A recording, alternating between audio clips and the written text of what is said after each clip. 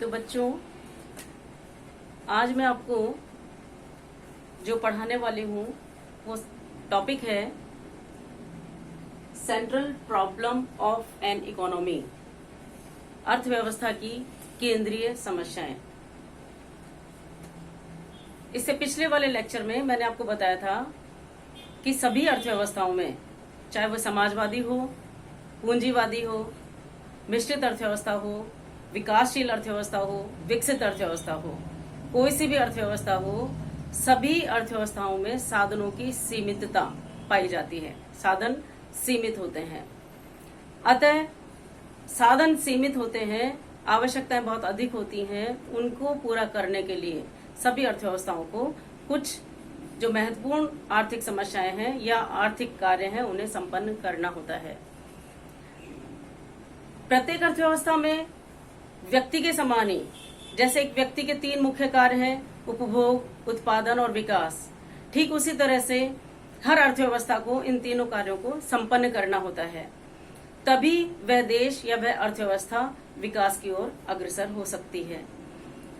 अब अर्थव्यवस्था के कार्यों के बारे में हम केंद्रीय समस्याओं को आर्थिक प्रणाली के कार्य भी कह सकते हैं, क्योंकि प्रत्येक अर्थव्यवस्था इन्हीं समस्याओं का समाधान करके प्रत्येक अर्थव्यवस्था को विकास की ओर लेके जाती है। Central problem of an economy, किसी भी अर्थव्यवस्था की केंद्रीय समस्याएं। वैसे तो विभिन्न अर्थशास्त्रियों ने, जैसे सैमुअल्सन ने आर्थिक प्रणाली की 3 समस्याएं बताई हैं या 3 कार्य बताए हैं। स्टिगलर ने आर्थिक प्रणाली की 4 समस्याएं बताई हैं। इसी तरह से लेफ्टिश ने 5 समस्याओं के बारे में जिक्र किया है, जबकि प्रोफेसर होम ने 7 कार्यों के बारे में या आर्थिक प्रणाली की 7 समस्याओं के बारे में चर्चा की है।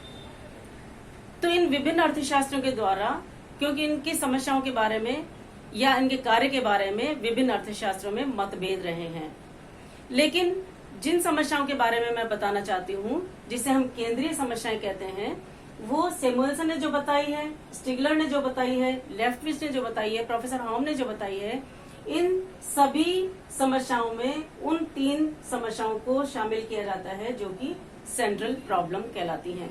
तो आज हम केवल उन 3 केंद्रीय समस्याओं के बारे में अध्ययन करेंगे।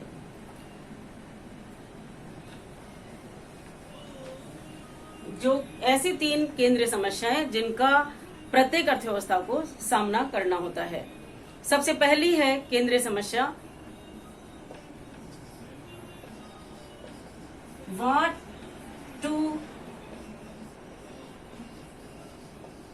प्रोड्यूस।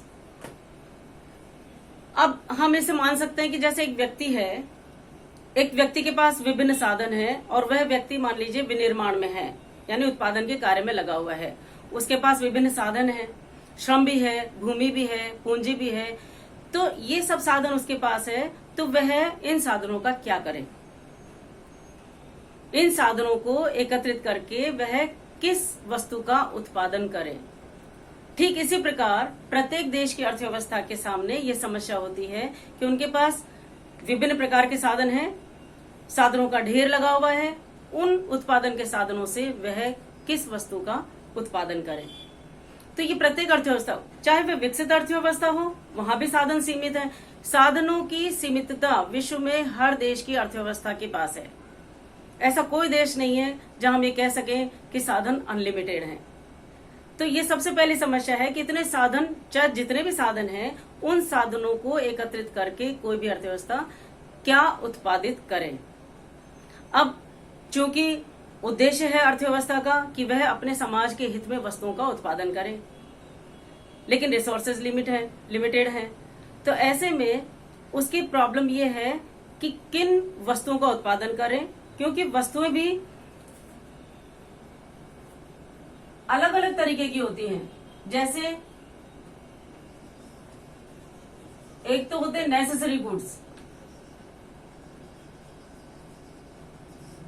नेसेसरी गुड्स, इन वस्तुओं का उत्पादन किया जाए। फिर लग्जरी गुड्स का उत्पादन किया जाए। किसी देश के सामने ये स्थिति हो सकती है कि वह अपने लोगों की पहले जो जरूरी आवश्यकता की वस्तुएं हैं उन्हीं को उत्पादन करें। मान लीजिए उनका उत्पादन कर दिया और उनको उनके सामने ये भी कि नहीं हमें लग्जरी गुड्स का भी उत्पादन करना है। तो हर आर्थिक प्रणाली के सामने ये समस्या है कि वह नेसेसरी गुड्स का उत्पादन करे, लग्जरी गुड्स का उत्पादन करे। कई विकसित देश हैं, कई विकसित देश के सामने ये हो सकता है कि नहीं नेसेसरी गुड्स की हमें अब जरूरत नहीं है, अब तो हमें कुछ सिविल गुड्स का उत्पादन करना है। ऐसी वस्तुओं का उत्पादन करें जो कि विश्व के समस्त चारों तरफ हम उसे बेच सकें, उसे एक्सपोर्ट कर सकें और प्रॉफिट कमा सकें। या कई देश, आप चाइना को ही देख लीजिए, अभी वो अपने वार गुड्स के उत्पादन में ज्यादा इंटरेस्ट रखता है, मतलब जो कि युद्ध में काम में आ सके। कहने का मतलब यह है कि प्रत्येक आर्थिक प्रणाली या प्रत्येक अर्थव्यवस्था के सामने यह समस्या है कि उनके पास साधन है, साधन सीमित है, उनकी स्कैरसिटी भी है, उनके वैकल्पिक प्रयोग भी होते हैं, उन साधनों को एक से अधिक उपयोगों में लगाया भी जा सकता है। तो ये समस्या है कि इन सभी साधनों को मिलाकर वह क्या उत्पादित करे। अब डिपेंड करता है, जैसे भारत की बात करें, उपभोग वस्तुओं का उत्पादन में ज्यादा साधन लगाए जाएंगे, उत्पादक वस्तुओं के उत्पादन में कम साधन लगाए जाएंगे, क्योंकि साधन तो वही है। यदि हमें एक प्रकार की वस्तुओं का उत्पादन बढ़ाना है तो हमें निश्चित रूप से दूसरे प्रकार की वस्तुओं के उत्पादन में से कुछ साधनों को हटाकर दूसरे प्रकार की वस्तुओं के उत्पादन में लगाना होगा, मतलब साधनों का स्थानांतरण करना होगा। तो ये सबसे पहले यही समस्या है कि साधन तो हैं, लेकिन उन साधनों से क्या उत्पादित किया जाए। तो ये चाहे कोई सी भी अर्थव्यवस्था हो, विकसित अर्थव्यवस्था हो, विकासशील अर्थव्यवस्था हो, सभी को इस बात का सामना करना पड़ता है, इस समस्या का सामना करना पड़ता है कि अभी दिए गए संसाधन से वह क्या उत्पादित करे, किन वस्तुओं का उत्पादित करे। क्या पूंजीगत वस्तुओं का उत्पादन करे या उपभोक्ता वस्तुओं का उत्पादन करे। उपभोक्ता वस्तुएं वे वस्तुएं हैं जिनका कंज्यूम करने के बाद वे समाप्त हो जाती हैं, जबकि पूंजीगत वस्तुएं ऐसी वस्तुएं होती हैं, कैपिटल गुड्स जिसे हम कहते हैं, जिसका और अधिक उत्पादन के लिए जिन्हें हम काम में ले सकते हैं। तो निष्कर्ष बाद में देखेंगे कि कोई अर्थव्यवस्था किस प्रकार से निर्णय लेती है। हर अर्थव्यवस्था अपने अपने साधनों के अनुसार यह निर्णय लेती है कि वह किन वस्तुओं का उत्पादन करें। क्या उत्पादन करें ये तो डिसाइड हो जाए। मान लीजिए दिए गए साधन है तो ये निष्कर्ष निकाल लिया गया, ये निर्णय ले लिया गया अधिकतम लोगों के हित को ध्यान में रखते हुए कि इतना उपभोक्ता वस्तुओं का उत्पादन किया जाएगा और इतनी मात्रा में पूंजीगत वस्तुओं का उत्पादन किया जाएगा। एक सर्टेन अमाउंट कंज्यूमर गुड्स का उत्पादन करेंगे और सर्टेन अमाउंट हम कैपिटल गुड्स का उत्पादन करेंगे, ये निश्चित हो गया। अब ये है कि उपभोक्ता वस्तुओं का भी निर्धारण हो गया, पूंजीगत वस्तुओं का भी निर्धारण हो गया, साथ में जुड़ी हुई है कितना उत्पादन करें, हाउ मच। ये तो व्हाट टू प्रोड्यूस, क्या उत्पादन करें, ये तो निश्चित हो गया कि हमें ये उत्पादन करना है। साथ में इसी के साथ जुड़ी हुई समस्या है हाउ मच, कितना उत्पादन करें, क्योंकि रिसोर्सेज लिमिट है।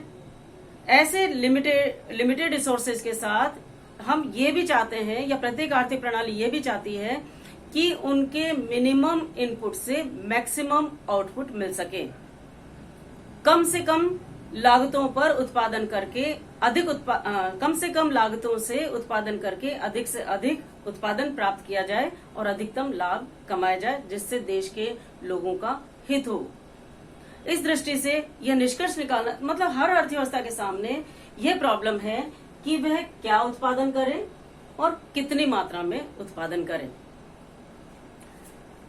तो पहली प्रॉब्लम या पहली जो समस्या है वह केंद्रीय समस्या, प्रत्येक आर्थिक प्रणाली को इसका सामना करना पड़ता है। अब हम ये मान लें कि इस समस्या का समाधान मान लीजिए हो गया, तो फिर इसके साथ ही जुड़ी हुई समस्या है कि ये तो निर्धारित हो गया कि इन वस्तुओं का इतनी मात्रा में उत्पादन किया जाएगा। इसके साथ ही है कि उत्पादन कैसे किया जाए, हाउ टू प्रोड्यूस।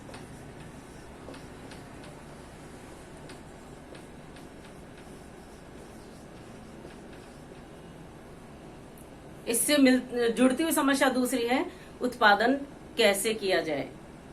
अब ये भी हर आर्थिक प्रणाली को देखना पड़ेगा, हर अर्थव्यवस्था को इस बारे में सोचना पड़ेगा कि वह साधनों को से यह तो निष्कर्ष निकाल लिया कि क्या उत्पादन करना है और कितनी मात्रा में उत्पादन करना है, लेकिन उत्पादन कैसे किया जाए।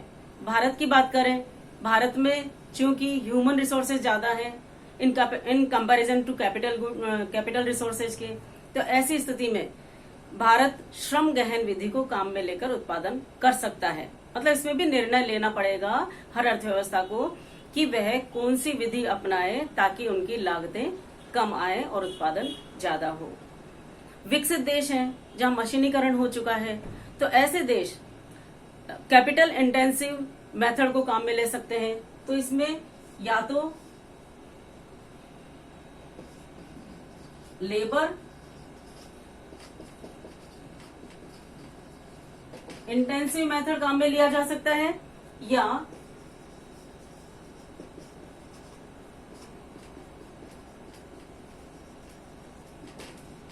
कैपिटल इंटेंसिव मेथड काम में लिया जा सकता है, जिसे हम कहते हैं श्रम गहन विधि या पूंजी गहन विधि को काम में लेकर के उत्पादन किया जा सकता है। तो उत्पादन कैसे करें?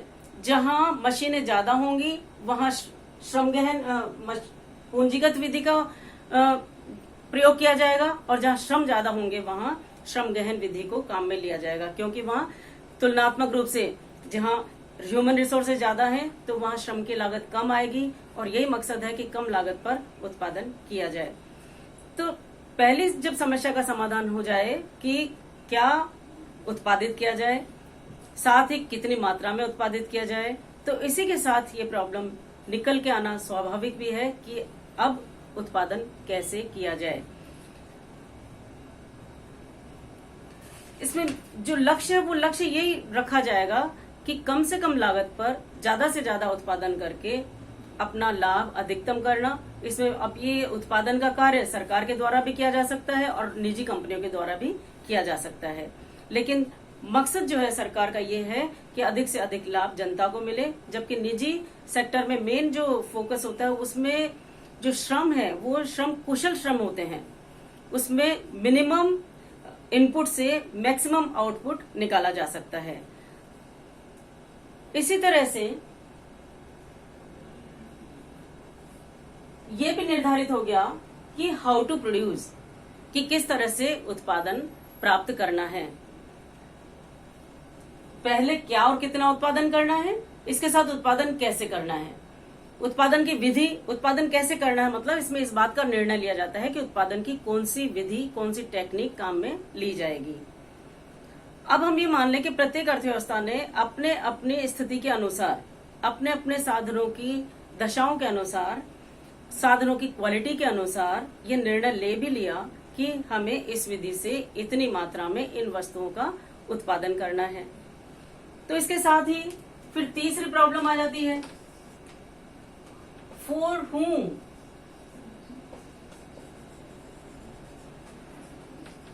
To produce.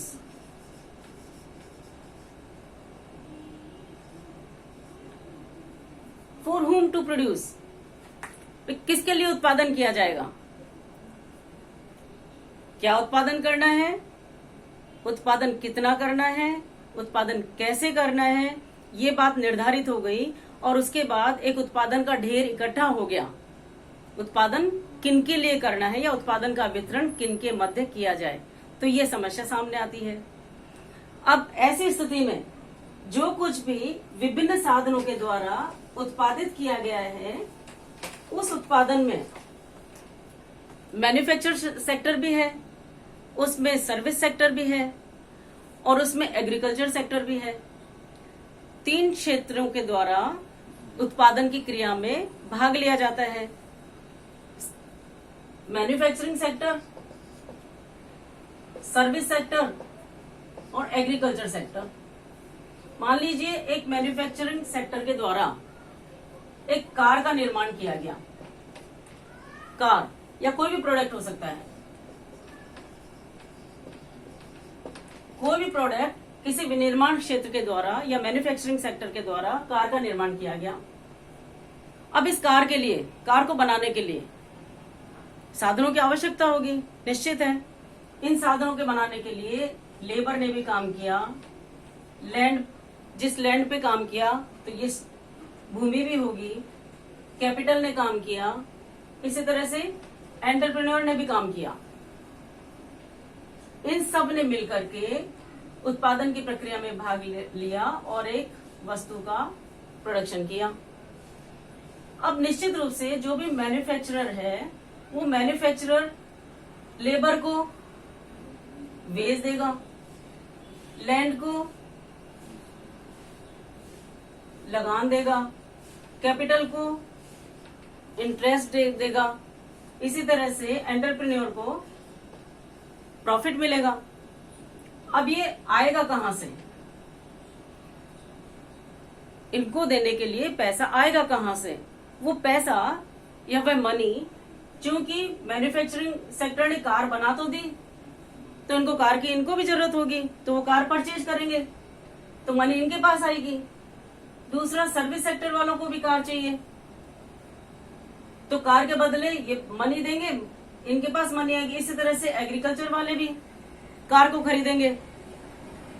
तो कहने का मतलब है, जब ये सब अपने प्रोडक्ट को खरीदेंगे तो उससे इनकी इनकम होगी। इस इनकम को वो लैंड को, लेबर को, कैपिटल को और एंटरप्रेन्योर को डिस्ट्रीब्यूट कर सकते हैं। इसी तरह से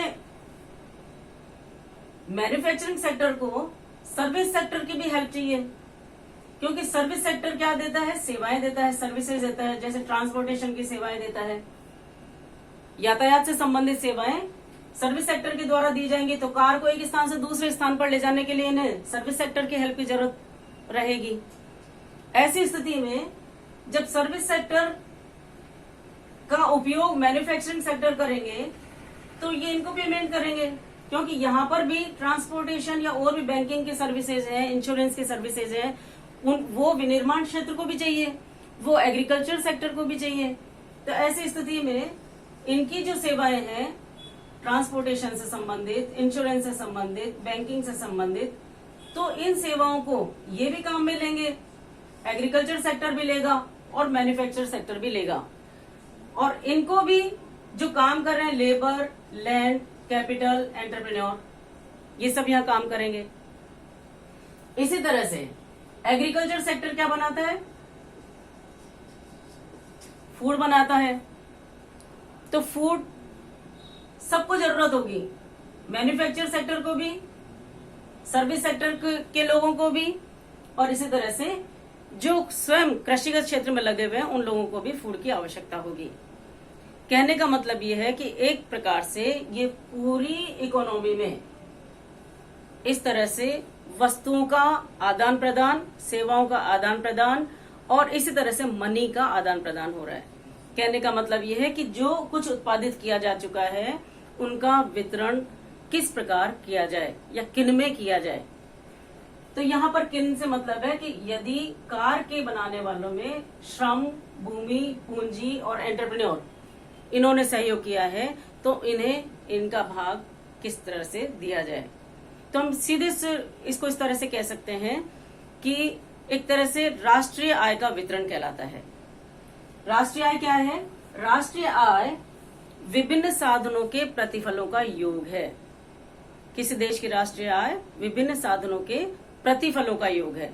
जैसे श्रम को मजदूरी, भूमि को लगान, पूंजी को ब्याज और साहसी को लाभ, इन सब का अगर हम योग कर लें तो ये राष्ट्रीय आय है।